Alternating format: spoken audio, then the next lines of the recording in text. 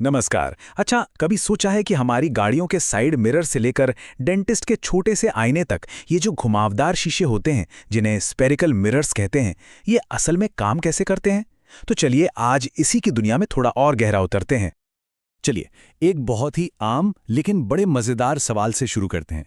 हम सबने गाड़ियों के शीशे पर यह चेतावनी देखी है। शीशे में दिख रही चीजें असल में ज्यादा पास हैं, पर ऐसा क्यों लिखा होता है?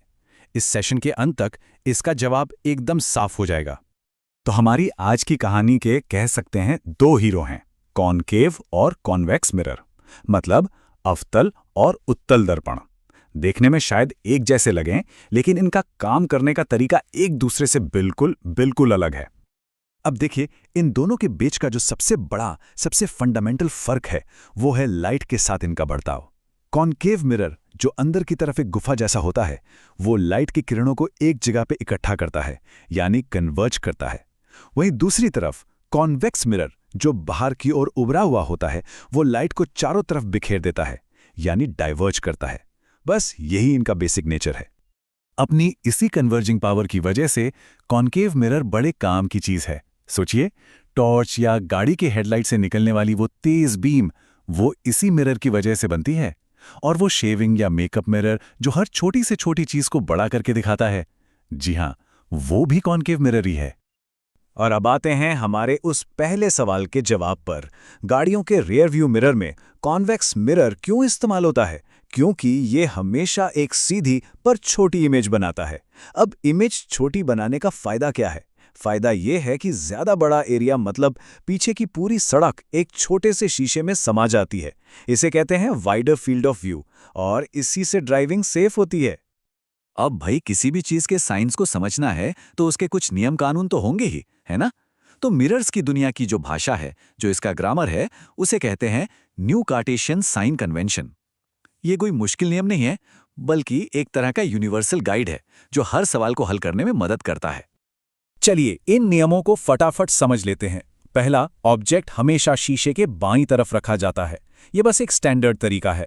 दूसरा, सारी की सारी दूरियां शीशे के सेंटर यानी पोल से नापी जाएंगी। ये हमारा स्टार्टिंग पॉइंट है। तीसरा और चौथा नियम दूरियों के लिए हैं। पोल से दाईं ओर की दूरी पॉजिटिव और बाईं ओर की नेगेटिव, बिल्कुल एक नंबर लाइन की तरह। और आखिरी दो नियम ऊंचाई के लिए हैं। शीशे की मुख्य लाइन से ऊपर की ऊंचाई पॉजिटिव और नीचे की नेगेटिव, बस। और ये जो डायग्राम है, ये उन्हीं सारे नियमों को एक तस्वीर में दिखा रहा है। देखिए कितना सिंपल है। मिरर को ग्राफ के सेंटर यानी ओरिजिन पर रख दिया। दाईं तरफ पॉजिटिव एक्स, बाएं तरफ नेगेटिव एक्स, ऊपर पॉजिटिव वाई और नीचे नेगेटिव वाई। ये विजुअल याद रखने में बहुत मदद करता है। तो नियम तो हमने जान लिए। अब बारी है उन दो जादुई फॉर्मूलों की, जो कह सकते हैं कि इन मिरर्स के सारे राज खोल देते हैं। ऑब्जेक्ट कहाँ है, इमेज कहाँ बनेगी, कैसी बनेगी, सब कुछ बस इन्हीं दो इक्वेशंस में छिपा है।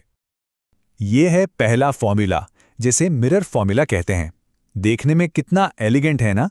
ये बस तीन चीजों को आपस में जोड़ता है। ऑब्जेक्ट की दूरी u, इमेज की दूरी v और मिरर की फोकल लेंथ f। अगर हमें कोई भी दो चीजें पता हो तो तीसरी हम आराम से निकाल सकते हैं। बस साइन कन्वेंशन का ध्यान रखना है।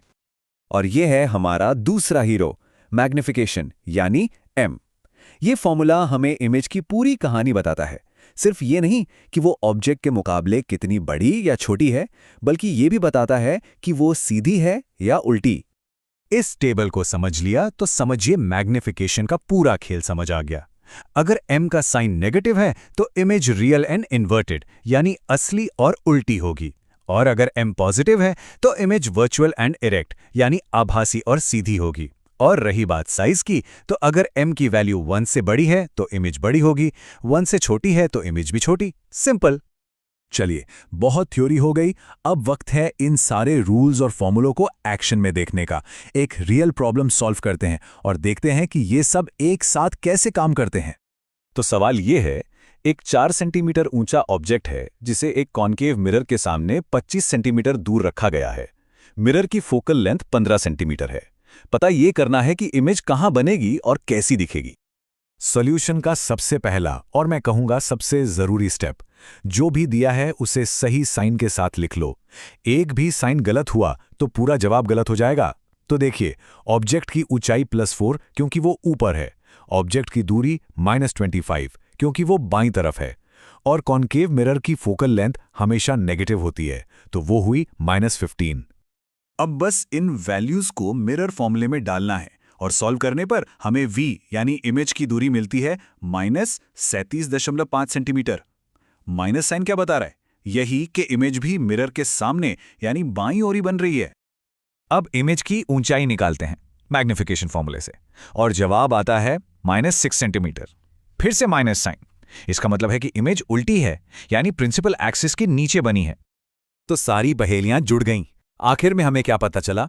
इमेज मिरर से 37.5 सेंटीमीटर दूर बनेगी, वो असली और उल्टी होगी, और हाँ, वो ऑब्जेक्ट से बड़ी होगी क्योंकि उसकी ऊंचाई 6 सेंटीमीटर है, जबकि ऑब्जेक्ट सिर्फ 4 सेंटीमीटर का था।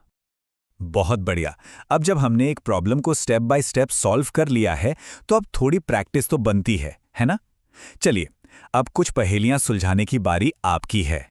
ये रहे कुछ सवाल।